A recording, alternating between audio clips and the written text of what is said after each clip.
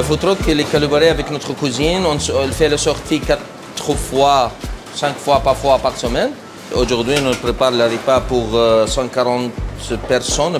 Il y a des végétariens, il y a des véganes, il y a porc, il y a du non-porc, il y a du halal.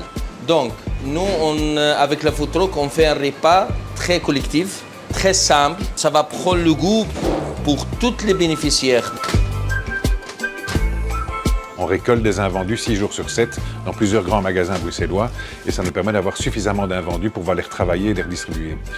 La motivation d'ILO dans le projet Ralliement des fourchettes et plus particulièrement le food truck solidaire, c'est de participer à de l'aide alimentaire dans des endroits où il y en a peu dans Bruxelles. L'idée, c'est que tous les restaurants sociaux bruxellois, ils sont figés dans des communes, parfois même dans des communes où il y a beaucoup d'aide alimentaire, des épiceries sociales ou plusieurs restaurants sociaux. Et l'envie était de pouvoir mettre des repas dans un outil mobile, nomade, qui circule dans Bruxelles.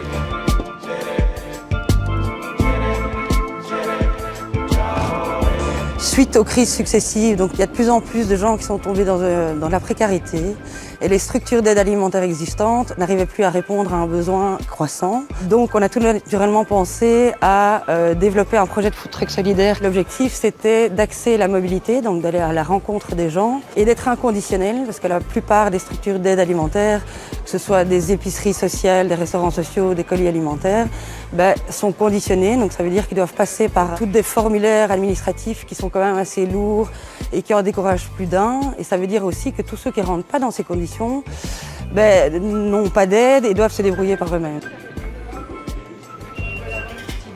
Alors on a besoin de vous, on fait un appel aux dons, à la solidarité citoyenne pour faire continuer à vivre ce projet, surtout dans la situation actuelle où on s'attend à ce qu'il y ait une recrudescence de gens qui vont tomber dans la précarité et donc qui vont avoir difficile à se nourrir.